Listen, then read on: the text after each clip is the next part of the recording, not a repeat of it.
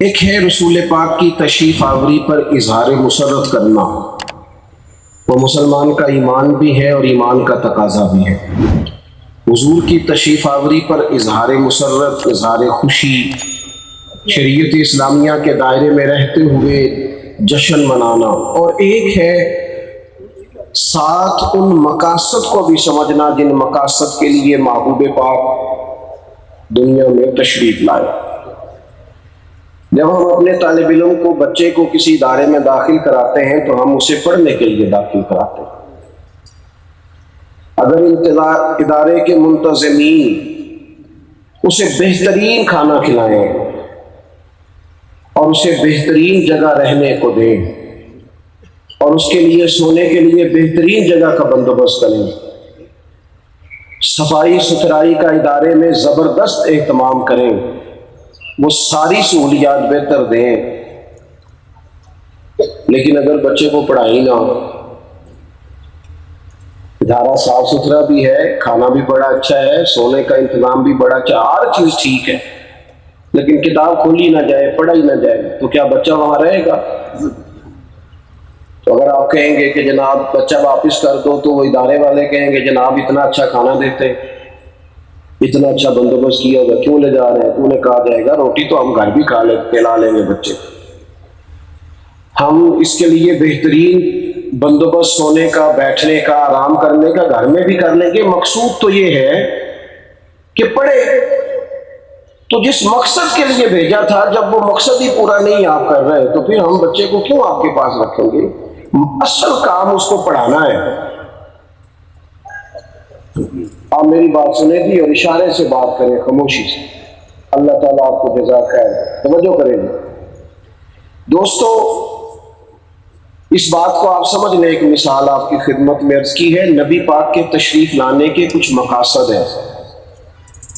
ہم اگر جشن خوب منائیں، جلوس اچھا نکالیں، وہ سارے کام کریں، لیکن اس مقصد کو نہ سمجھیں جس مقصد کے لیے حضور تشریف لائے، تو پھر وہ جو اصل بات ہے وہ رہ جائے گی۔ قرآن مجید نے فرمایا کہ ہم نے محبوب کو بھیجا ہے وَدَاعِيًا إِلَى اللَّهِ بِإِذْنِهِ وَسِرَاجًا مُنِيرًا، ہم نے محبوب کو رب کی طرف دعوت دینے والا بنا کے بھیجا ہے، اس کے حکم کے ساتھ، اور چمکتا ہوا آفتاب بنا کے بھیجا ہے۔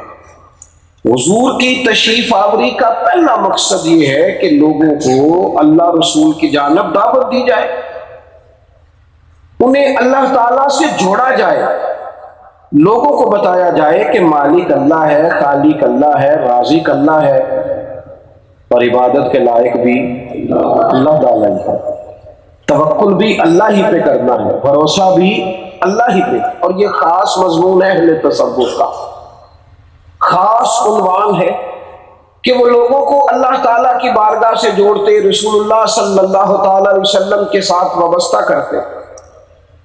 بہت سارے لوگ جو اوہام پرستی کا شکار ہو گئے، جو لوگ اتنے سارے خداؤں کے سامنے جھکنے لگے، ان کو اللہ کی جانب ان کے رخ کو موڑا جائے۔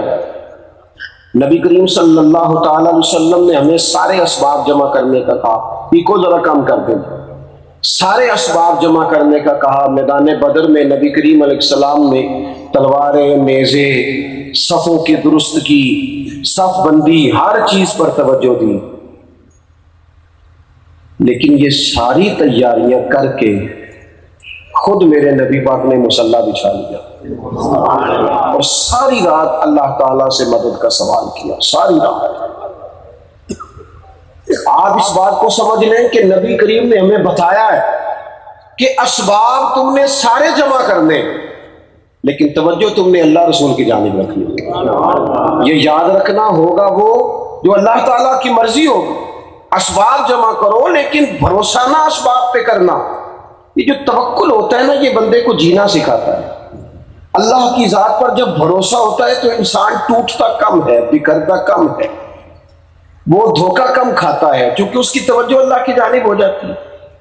پھر اسے لوگوں کی گڈ بک میں آنے کا بھی زیادہ شوق نہیں ہوتا، لوگوں کی تعریفیں اسے تیز نہیں بھگاتی اور لوگوں کی تنقید اس کا سفر روک نہیں دیتی، بلکہ وہ چلتا جاتا ہے، چلتا جاتا ہے۔ آپ دیکھیں نبی پاک صلی اللہ تعالی علیہ وسلم کا اپنا عمل یہ ہے کہ حضور ہر مقام پر لوگوں کو، اگر حضور کی عظمت کی بھی بات ہوتی ہے نا، ایک شخص نے وصلی روزے رکھنے شروع کر دیے تھے، حضور بھی روزہ رکھتے تھے، افطار ہی نہیں کرتے تھے، اگلے دن پھر روزہ رکھ لیتے، تو ایک صاحب نے روزہ رکھ لیا اسی طرح، اب وہ بیمار ہو گئے، مسلسل روزہ بغیر افطار کے، تو کریم محبوب علیہ السلام نے فرمایا تم نے یہ کیوں کیا؟ عرض کی حضور آپ بھی تو کرتے ہیں۔ فرمایا تم میں سے میری مثل کون ہے؟ کیا کہا تھا حضرت گولڑوی نے؟ وہ کہنے لگے میں نا مثال دینا چاہتا تھا حضور کا حسن سمجھانے کے لیے، میں چاہتا تھا کوئی مثال مل جائے، مثال دے کے بات سمجھائی جاتی ہے نا، وَتِلْكَ الْأَمْثَالُ نَضْرِبُهَا لِلنَّاسِ، میں کوئی مثال دینا چاہتا تھا حضور کا حسن پاک سمجھانے کے لیے، لیکن مثال ملی کوئی نہیں۔ کیوں؟ کوئی مثل نہیں ڈھولن دی، کوئی مثل مطلب کوئی مثال ملے تو میں دوں نا، یہاں مثال دینے کو ہے ہی کوئی نہیں، کوئی مثل نہیں ڈھولن دی، لہذا چپ کر مہر علی تھے جا نہیں بولن دی، تو رہنے دے دے ہی نہ، اس لیے کہ کون سی مثال دے گا، کیسے دے گا؟ تو عزیز حضور نے فرمایا تم میں سے میری مثل کون ہے؟ اور پھر وہی بات اللہ کی جانب دعوت دینا، فرمانے لگے میں تو اپنے رب کے پاس رات گزارتا ہوں، مجھے کھلا بھی دیتا ہے پلا بھی دیتا ہے۔ اللہ کا رستہ دکھایا نبی پاک نے ہمیں، یہ ڈرنا، یہ سہم جانا، پتہ نہیں لوگ مخالف ہو جائیں گے تو کیا ہو جائے گا، جانے یہ گراؤنڈ ریالٹی کچھ اور بن گئی تو اللہ جانے کیا بنے گا، یہ چڑھتا سورج دیکھ کے پیچھے بھاگ جانا، وداعیا الی اللہ۔ حضور نے ہمیں اللہ کا رستہ دکھایا، اللہ کا رستہ، اور فرمایا ساری دنیا مل کے تمہارا کچھ سنوارنا چاہے، سارے دنیا دار مل جائیں، سنوار نہیں سکتے جب تک رب نہ چاہے، اور سارے دنیا دار مل کے تمہارا کچھ بگاڑنا چاہے، بگاڑ سکتے نہیں جب تک اللہ کی مشیت کا تقاضا نہ ہو۔ تو پہلی بات تو یہ ہے کہ اپنی توجہ اللہ کی جانب کریں، اللہ کی جانب کریں، اپنے مسلح کو وقت دیں، عبادات کا ذوق پیدا کریں۔ آپ غور کریں نا، نماز تو بعد میں فرض ہوئی ہے، لیکن محبوب تو کئی دن پہلے بھی جا کے غار حرا میں عبادت فرماتے تھے، اور مسلسل عبادت کرتے، اللہ کی بارگاہ کے ساتھ اپنے رشتے کی مضبوطی۔ دوستو ہماری روح نہ کچھ مطالبہ کرتی ہے، پیسے بھی ہیں، دولت بھی ہے، گھر بھی ہے، بچے بھی ہیں، آسانی بھی ہے، سب کچھ ہے، پر بے چینی ہے، بے قراری ہے، یوں لگتا ہے جیسے کوئی کمی ہے، یوں محسوس ہوتا ہے جیسے کچھ کھو گیا ہے، یوں محسوس ہوتا ہے کہ جیسے کسی چیز کی طلب ہے، جیسے اندر کوئی بھوک ہے۔ وہ کیا ہے؟ وہ سجدے کی بھوک ہے، وہ تو کبھی رج کے روئے نا اللہ کی بارگاہ میں تو وہ بھوک ختم ہو جائے، وہ تو کبھی کھل کے دعا مانگے نا، لمبی دعا، دیر تک رب کی بارگاہ میں سوال، تو بھوک ختم ہو جائے۔ اپنا تعلق اپنے مالک سے جوڑیں، مضبوط ہو جائیں گے، طاقتور ہو جائیں گے۔ دوسری بات، حضور کے آنے کا مقصد، وما ارسلنا من رسول الا لیطاع باذن اللہ، دنیا میں اللہ نے جو رسول بھی بھیجے ہیں نا، وہ اس لیے بھیجے ہیں کہ ان کی فرما برداری کی جائے یا کی اطاعت کی جائے، اور اگر اطاعت کی جائے میرے نبی پاک کی، اگر غلامی کی جائے رسول پاک کی، تو یہ حضور کی غلامی تو بندے کو اللہ کا محبوب بنا دیتی ہے۔ قل ان کنتم تحبون اللہ فاتبعونی یحببکم اللہ، محبوب آپ ان سے فرما دیں اگر یہ اللہ سے محبت کرنا چاہتے ہیں تو یہ آپ کی غلامی کریں، آپ کی پیروی کریں، اللہ انہیں اپنا محبوب بنا لے گا۔ نبی لیکن نا ہمارا نا حضور سے پیار بھی جذباتی ہونا چاہیے، اور نبی پاک کی بات ماننے کا جذبہ بھی جذباتی ہونا چاہیے۔ نہیں، آپ نے زیادہ غور کرنا ہے میں نے کیا کہا ہے، محبت بھی جذباتی ہو اور بات ماننے کا جذبہ بھی۔ ہماری محبت جذباتی ہے، جتنے مرضی نعرے لگوا لیں، لیکن بات ماننے کا مزاج جذباتی، وہ اس میں جذبہ نہیں ہے، اس میں کہتے ہیں رمضان کے بعد سے حج کاروں پھر نیک، بچے بیان ہوں پھر میں بالکل ٹھیک۔ وہ بھائی جذباتی، جلدی بات ماننے کا جذبہ، جلدی حضرت طلحہ بن برا رضی اللہ تعالیٰ عنہ ایک بڑے نوخیز سے جوان تھے اور حضور کی بارگاہ میں اکثر کھڑے رہتے تھے، پیار کرتے تھے. محبت کی بھی اپنی بولی ہوتی ہے نا، اور اپنے انداز ہوتے ہیں. پیار کرتے تھے کریم سے، حضور کی بارگاہ میں حاضر رہتے تھے، خادم تھے. تو ایک دن محبوب نے لوگوں پر ثابت کرنا چاہا کہ یہ پیار بڑا کرتا ہے. حضور فرمانے لگے طلحہ محبت کرتے ہو؟ یا رسول اللہ بڑی. فرمایا جو میں کہوں گا کرو گے؟ ہم چاہتے ہیں کہ بغیر تجربے کی محبت مان لی جائے، کچھ نہ کرنا پڑے، ہم کچھ نہ کریں. وہ بعض اینکروں کو اور بعض ہمارے سیاسی ورکروں کو میں سنتا ہوں تو وہ کہتے ہیں کہ ہم عاشق رسول نہیں. بالکل آپ بھی ہیں، لیکن ہم نے تو عجیب عشق دیکھا ہے کہ جس دن سیاسی جلسہ ہوتا ہے اس دن تمہاری گاڑی پہ 6 لوگ بیٹھے ہوتے ہیں، جھنڈا بھی لگا ہوتا ہے، اشتہار بھی لگا ہوتا ہے، لیکن یہ گاڑی ویسے کسی غریب کے ہسپتال جانے کے بھی کبھی کام نہیں ہے. اس دن نکل آتی ہے جس دن سیاسی جلسہ ہوتا ہے. اللہ کرے یہ اس دن بھی نکلتی جس دن حضور کے میلاد کا جلوس تھا. اس دن بھی یہ باہر آتی تو پھر دیکھا جاتا کہ تمہاری وابستگیوں کا انداز کس طرح کا ہے. لیکن پھر بھی ہم یہ نہیں کہتے کہ ہم نے کوئی پیمانہ رکھا ہوا ہے کہ کس کے دل میں عشق ہے کس کے دل میں نہیں ہے، لیکن کسی چیز کی کوئی عملی صورتیں بھی تو ہوتی ہیں نا. اگر کسی سے محبت ہوتی ہے تو اس کے اظہار سے بھی تو پتہ چل جاتا ہے نا محبت ہے. میں نے دیکھا ہے یہ کس طرح لوگ اپنے لیڈر کے سامنے اپنے آپ کو سچا ثابت کرنا چاہتے ہیں، بیچارے ویڈیو بنا کے لوگوں کو کہہ کے تھک جاتے ہیں، اور ان کا پتہ کوئی نہیں، ان کی گڈ بک میں کوئی اور ہے. او خدا کے بندو، یہاں تو تم نے کئی کچھ دکھایا ہے وہ نہیں مانے. کیا ان لوگوں کے پیچھے بھاگنا، ان سچوں کی طرف نہ چلے. بندہ دل میں نیت ہی کرے عمل نہ بھی کرے تو اللہ رسول اجر عطا فرما دیتے ہیں. اس لیے زندگی میں حضرت طلحہ بن برا رضی اللہ تعالیٰ عنہ سے حضور نے فرمایا محبت کرتے ہو؟ یا رسول اللہ آپ کو پتہ ہی ہے. کبھی کبھی اس کی عملی صورت بھی بندے کے سامنے ہونی چاہیے.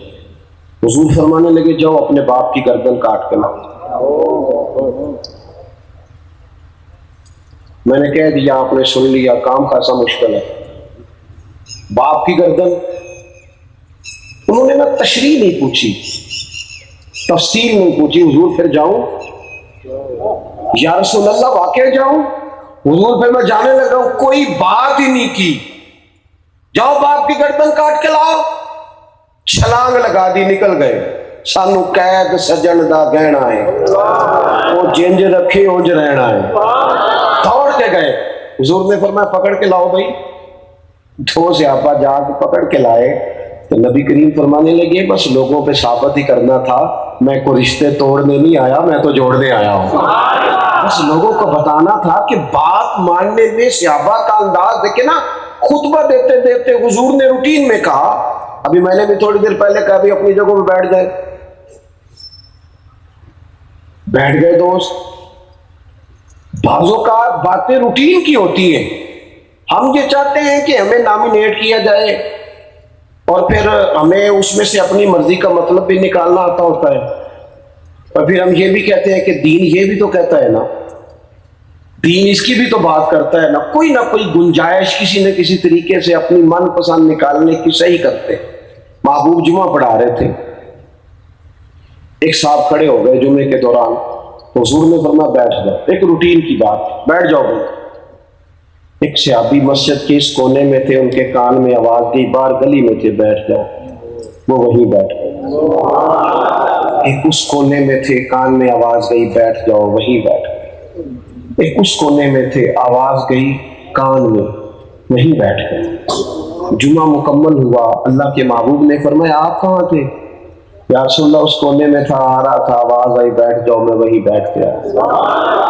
آپ کہاں تھے؟ حضور اس کونے میں آواز سنی تھی بیٹھ جاؤ تو بیٹھ گیا. آپ کہاں تھے؟ حضور اس کونے میں آواز گئی.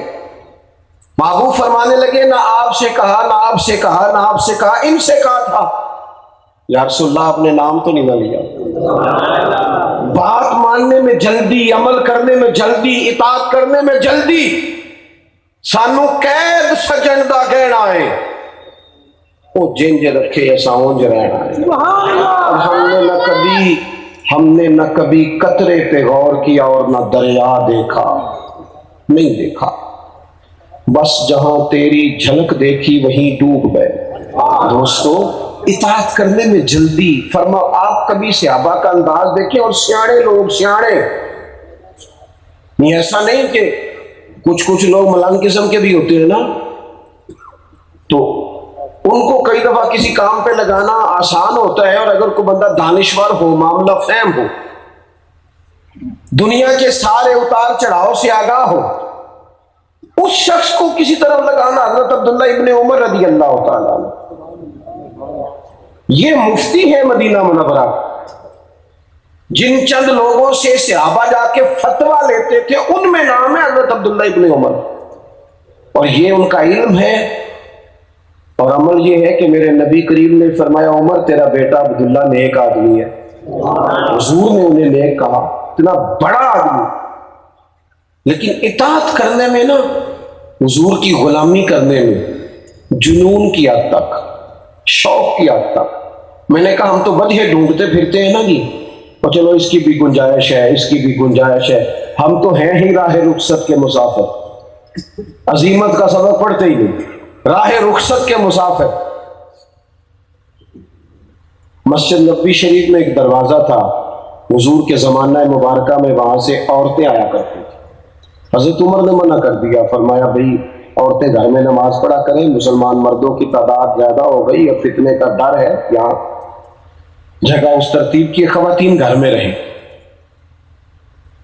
عورتوں کا آنا بند ہو گیا، چونکہ وہ ایک دروازہ سے مردوں کے نہ گزرنے کی ایک علت تھی، سبب تھی، وجہ تھی کہ یہاں سے عورتیں گزرتی ہیں، مرد نہیں گزریں گے، اب جب عورتیں نہیں گزرتی تو سارے گزر رہے، سارے لوگ گزرتے تھے لیکن عبداللہ ابن عمر نہیں گزرتے۔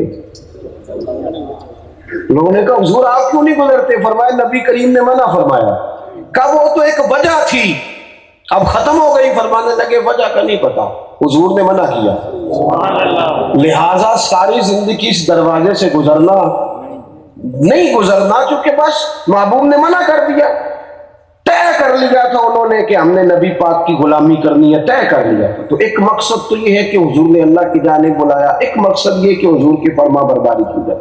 تیسری جگہ پہ قرآن مجید حضور کی تشریف آوری کے مقاصد بیان کرتا ہے، کما ارسلنا فیکم رسولا منکم، جیسا کہ ہم نے تمہیں میں سے تمہیں ایک رسول دیے، یتلو علیکم آیاتنا، یہ رسول کیا کریں گے؟ تم پر ہماری آیتیں پڑھیں، قرآن پاک پڑھیں گے، قرآن پاک، وَيُزَكِّيكُمْ، اور تمہارا تزکیہ کر دیں۔ حضور کی تشریف آوری کا مقصد تلاوت قرآن حکیم، امت کو قرآن سکھانا، یعنی وہ سٹیج پہ محفل ہو رہی ہے، نقیب بھی کہہ رہا ہے سارا قرآن ہی حضور کی تعریف ہے، خطیب بھی کہہ رہا ہے، نعت خواں بھی کہہ رہا ہے، اور سنائی شعر جا رہے ہیں، بھئی سارا قرآن حضور کی تعریف ہے تو پڑھنا پھر چند آیات تو بھی، تو کہہ رہا ہے سارا قرآن حضور کی تعریف ہے تو سنائی تو نے ایک آیت بھی نہیں۔ اگر یہ سارا، اور میں آپ سے بھی عرض کروں گا ہمیں غور کرنا چاہیے، قرآن مجید واقعی حضور کی تعریف، اور یہ کسی عام آدمی کی بات نہیں، سید عائشہ صدیقہ فرماتی ہیں کہ اگر حضور کے اخلاق دیکھنے ہو تو قرآن پڑھو، یہی حضور کا خلق۔ قرآن مجید کے ساتھ امت کا جو رشتہ ہونا چاہیے، کتنے دن بیت جاتے ہیں، سارا دن موبائل دیکھنے والے لوگ، کمنٹس کرنے والے لوگ، فیس بک دیکھنے والے لوگ، ادھر ادھر کی پوسٹیں پڑھنے لکھنے والے لوگ، مہینوں بیت جاتے ہیں، قرآن پاک نہیں پڑھتے، یا تو کچھ نہ پڑھتے ہو تو سمجھ میں آیا، پڑھتے کچھ نہیں، سارا کچھ جو نہیں دیکھنے والا اسے بھی دیکھتے اور قرآن ہی نہیں دیکھتے۔ ذوق بنائیں، ذوق، مزاج پیدا کریں، موبائل میں باقی سارا کچھ رکھا جا سکتا ہے، قرآن پاک بھی رکھا جا سکتا ہے، کھول کے پڑھا جا سکتا ہے۔ یتلو علیکم آیاتنا ویزکیکم، اور میرے محبوب نہ تمہارا تزکیہ کریں گے، تزکیہ حضور نے صاف کیا دلوں کو، باطن کو۔ اللہ کے حبیب علیہ السلام نے فرمایا ہے میرے بیٹے انس، تم سے ہو سکے تو صبح اس حال میں کرنا کہ تمہارے دل میں کسی کا بغض نہ ہو، اور اگلے لفظ کیا ہے؟ فرمایا یہ میری سنت ہے، یہ میرا طریقہ ہے، اور جس نے میرے طریقے سے پیار کیا اسی نے مجھ سے پیار کیا۔ میرے دانت صاف کرنا ہی سنت نہیں، دل صاف کرنا بھی سنت ہے۔ میرا میٹھا کھانا ہی سنت نہیں، اپنے دل سے ساری تلخ مزاجی کو نکال دینا یہ بھی حضور کی سنت۔ دوستو یاد رکھیے گا، تزکیہ نفس، تصفیہ باطن، ایک دن حضور نے صحابہ سے فرمایا تھا، حالانکہ محبوب کا سینہ علم نشرہ کا، حضور کا سینہ جس پر قرآن مجید نازل ہوتا ہے، حضور نے صحابہ سے کہا تھا مجھے کسی صحابی کے بارے میں کوئی بندہ کوئی بات نہ پہنچائے، کوئی بات نہ پہنچائے۔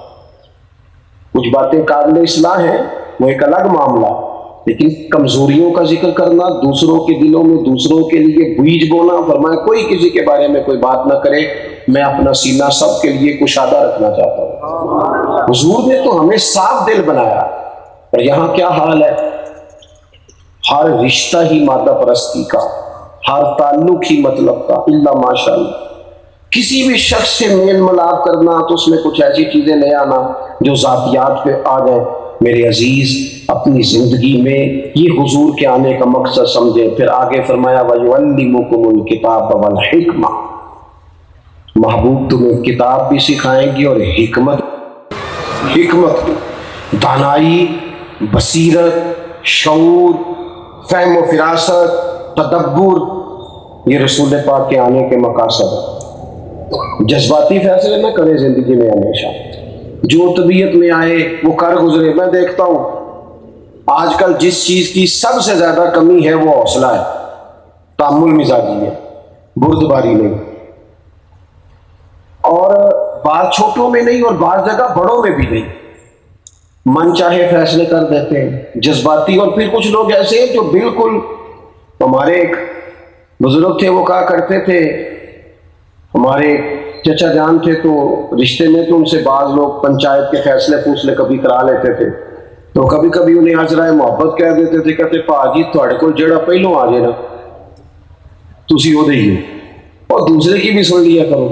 یہ تدبر تو نہیں کہ جو پہلے آ گیا آپ اسی کے حق میں ہو جائیں، آپ دونوں کی بات سنیں، معاملہ فہمی اس کا نام۔ آپ غور کریں کہ یہ ایک شخص جو جب بھی بات کرے گا وہ ظاہر ہے اپنے حق میں دلائل دے گا، تدبر کے ساتھ، فہم کے ساتھ، علم کے ساتھ، بردباری کے ساتھ۔ یہ حضور کے آنے کے مقاصد ہے۔ نبی پاک نے ہمیں حکمت سکھائی، اور اس خوبصورتی سے حضور فیصلے فرماتے، اس بہترین انداز میں نبی پاک فیصلہ کرتے کہ کسی شخص کو پریشانی نہ ہوتی۔ لیکن آج ہماری کیفیت یہ ہے کہ ہمارے فیصلے جذباتی ہیں، اور بہت ساری جگہوں پہ محبت غالب آتی ہے، ہم میرٹ نہیں دیکھتے، محبت دیکھتے۔ ان لوگوں کے سپرد بھی چیزیں کر دیتے ہیں جو کر نہیں سکیں گے، تباہ کر دیں گے، لیکن ہماری چونکہ محبت ہوتی ہے، محبت دیکھتے ہیں، میرٹ نہیں دیکھتے۔ ہمیشہ تدبر سے، فہم سے، فراست سے، علم سے۔ نبی کریم علیہ السلام کے اعلان نبوت سے پہلے جب قریش مکہ نے کعبہ تعمیر کیا تھا تو 12 قبیلے تھے، اب وہ مل کے کعبہ تو بنا لیا، تو حجر اسود کی تنصیب کرنا تھی، حجر اسود کو لگانا تھا، اس پر رائے کا اختلاف ہو گیا۔ اب ہر قبیلہ کہتے ہیں ہم لگائیں گے، اور جذبات ایک دوسرے کے خلاف اتنے تھے کہ ایک قبیلے والوں نے تو پیالوں میں خون ڈال کے، اس میں ہاتھ ڈال کے قسمیں بھی کھا لی کہ مریں گے یا مار دیں گے، پر حجر اسود ہم نے لگانا ہے۔ ان معاملات میں بھی بڑی آزمائش ہو جاتی۔ اب اچانک کسی کے دل میں بات آئی، کہنے لگے لڑو نہ، یہاں انتظار کرو، کل جو شخص سب سے پہلے حرم کعبہ میں داخل ہو اسی سے فیصلہ کرا لیں گے۔ قسمت دیکھو، سب سے پہلے رسول پاک تشریف لائے۔ اب سب خوش ہو گئے، یہ تو صادق اور امین ہے۔ اذان ہوگی، اذان سنو۔ تو وہ جب سرور کائنات صلی اللہ تعالی علیہ وسلم تشریف لائے، اب سب مطمئن ہو گئے۔ اب یہ بھی ایک معاملہ تھا کہ اتنے سارے قبیلوں میں حجر اسود کون اٹھا کے رکھے گا، تو اتنی حکمت سے حضور نے فیصلہ فرمایا۔ نبی کریم نے اپنی چادر کو بچھایا اور حجر اسود کو اٹھا کے اس میں رکھا، اور فرمایا اس چادر کے کونے سارے قبیلے پکڑ لو۔ وہ سب نے کونے پکڑ لی اور حجر اسود کو خانہ کعبہ تک لے گئے، محبوب نے اٹھا کے اندر رکھ دیا، لڑائی ختم ہو گئی۔ تدبر کے ساتھ۔ ایک تو میں عرض کروں گا، جو بڑے ہیں نا، بڑے، وہ کبھی فریق نہ بنے، خاندان کے بڑے، قبیلوں کے بڑے، اداروں کے بڑے، کبھی فریق نہ بنے۔ وہ اپنے آپ کو بڑا رکھیں، حکمت والی زندگی گزارے، دانائی والی۔ اگر جب کوئی بڑا آدمی فریق بن جاتا ہے نا کسی بھی ایک مسئلے میں، گھر کے، قبیلے کے کسی مسئلے میں، تو دوسروں کو نقصان ہوتا ہے، اس سے لوگ ٹوٹتے ہیں۔ وہ اقبال نے کہا تھا کہ کوئی کارواں سے ٹوٹا، کوئی بدگماں حرم سے، کیونکہ میرے کارواں میں نہیں خوب دل نوازی۔ یہ جو بڑا ہے نا اسے دل نوازی نہیں کرنی آئی تو لوگ ٹوٹ گئے۔ تھوڑا سا نا حلم کے ساتھ، بردباری کے ساتھ معاملات کو دیکھیں۔ اور آگے فرمایا وَيُعَلِّمُكُم مَّا لَمْ تَكُونُوا تَعْلَمُونَ، میرے محبوب تمہیں وہ سکھانے آئے ہیں جو تم جانتے نہیں تھے۔ دنیا میں جو ہم نہیں جانتے تھے اور جان سکتے بھی نہیں تھے، وہ سارا کچھ ہمیں رسول پاک نے سکھایا۔ آداب زندگی سے لے کر آخرت میں جنت اور دوزخ کے فیصلوں تک ہر چیز کے اسباق ہمیں نبی پاک نے پڑھائے ہیں۔ ہم نے آہستہ آہستہ یہ کیا ہے کہ چونکہ دینی معلومات مفت ملتی تھی، جگہ جگہ بورڈ لگے ہوئے تھے، ہر جمعے میں خطبہ ہوتا تھا، وہ قوم جو 10-10 ہزار روپے دے کے موٹیویشنل اسپیکر سے سیٹ بک کراتی ہے، وہ جمعے والے دن وقت پہ جمعہ پڑھنے نہیں جاتی۔ جن کو جہاں سے سارا کچھ ملنا تھا اس طرف رغبت نہیں ہے۔ کتاب و سنت کے جو علوم ہیں نا، کتاب و سنت کے جو علوم ہیں وہ انسان کی ظاہری اور باطنی تربیت کے لیے بہت کافی ہے۔ صرف یہ کہ ہم وہاں سے اپنی تربیت لیں، ہم عملی زندگی میں ان کو نافذ کریں۔ مجھے بتائیے، ایک حدیث پاک ہے اور سب کو آتی ہے، اگر اس پر عمل کر لیا جائے نا تو پورے کا پورا ملک امن، محبت اور پیار کا گہوارہ بن سکتا ہے۔ صرف ایک حدیث، ایک بات، اور آتی ہے آپ سب کو۔ حضور نے فرمایا میرا مومن وہ ہے جو اپنے لیے پسند کرتا ہے وہی اپنے بھائی کے لیے پسند کرتا ہے۔ لو، ختم ہو گئی ملاوٹ بھی، ختم ہو گیا جھوٹ بھی، ختم ہو گیا دھوکہ بھی۔ کوئی بندہ اپنے لیے دھوکہ پسند کرتا ہے تو اپنے بھائی کے لیے کیسے کرے گا؟ اپنے لیے ملاوٹ پسند کرتا ہے۔ یہاں تک کہ امام غزالی وہ روایت لائے ہیں کہ محبوب اپنے غلام کے ساتھ تشریف لے گئے مسواک لینے، تو غلام نے 2 مسواکیں توڑی، ایک مسواک تھوڑی ٹیڑھی تھی ایک سیدھی تھی، تو یہاں تک حضور نے اس روایت کا خیال کیا، فرمایا یہ ٹیڑھی والی مجھے دے دو۔ حضور آپ یہ لیں؟ فرمایا نہیں بھائی، مومن وہ ہے جو اپنے لیے پسند کرے وہی بھائی کے لیے پسند کرے۔ جب یہاں سے آغاز ہوگا تو مجھے بتائیے پھر احوال کس طرح کے ہوں گے؟ ہم نے نا، پہلی بات تو یہ ہے کہ وہ یہ آج کل ماحول بن گیا تقریریں کرنے کا، تقریریں کرانے کا۔ جہاں ہم بیان کرنے کے لیے جاتے ہیں وہاں 12-14 لوگ اور موجود ہوتے ہیں ٹائم لینے والے، تو کئی دفعہ پوچھتے ہیں کہ یار جو کر کے گئے تھے پچھلی دفعہ اس پہ عمل ہو گیا؟ یہ حدیث سب کو آتی ہے نا، میرا خیال ہے سبھی کو آتی ہوگی کہ ایک خاتون بڑی گناہ گار تھی اور کتے کو پانی پلایا تو بخشش ہو گئی، سب کو آتی ہے نا۔ تو یہاں تو سڑک پہ کتا مر جائے تو کوئی لکڑی سے بھی سائڈ پہ نہیں کرتا، وہ گاڑیوں کے ٹائروں سے اس کا گوشت لگ کے سائڈ پہ ہو جائے تو ہو جائے، کوئی بندہ چھری سے بھی سائڈ، حالانکہ سب نے حدیث سنی ہوئی۔ مقصود کیا ہے لمبی چوڑی باز و نصیحت کا؟ کس لیے اتنی ساری تقاریر ہے؟ اگر کانوں کی لذت کے لیے ہیں تو ٹھیک ہے، پھر چلتا رہے کام، اور اگر عمل کے لیے ہیں تو میں نے کہا ایک حدیث پر پورے ملک کو سنوارا جا سکتا ہے، پوری ملت کی شرازہ بندی کی جا سکتی ہے، لوگوں کو سمیٹا جا سکتا ہے۔ ایک بات صرف، محبوب نے فرمایا میرا مومن وہ ہے جو اپنے لیے پسند کرتا ہے وہی اپنے بھائی کے لیے پسند کرتا ہے۔ میں ایک دکان پہ ایک دفعہ گیا ہوا تھا کپڑا خریدنے کے لیے، تو کپڑے دکھاتے دکھاتے وہ صاحب نے 3-4 لوگوں سے کہا کہ اے والے لے لو، یا تو بھی پائے گیا، دیکھو یہ لے لو یہ۔ تو میں نے ان سے کہا کہ اس کا مطلب ہے جو آپ نے نہیں پہنے ہوئے باقی وہ سارے پہننے والے نہیں، یہ جو آپ نے خاص کر اس کا نام لیا، کیا آپ بتانا چاہتے ہیں کہ یہ کوئی خاص چیز ہے؟ یہ تو ٹھیک ہو گیا، لیکن اگر آپ کہتے ہیں کہ بالکل دوسرے پہننے نہیں تو پھر بھی بتا دیں۔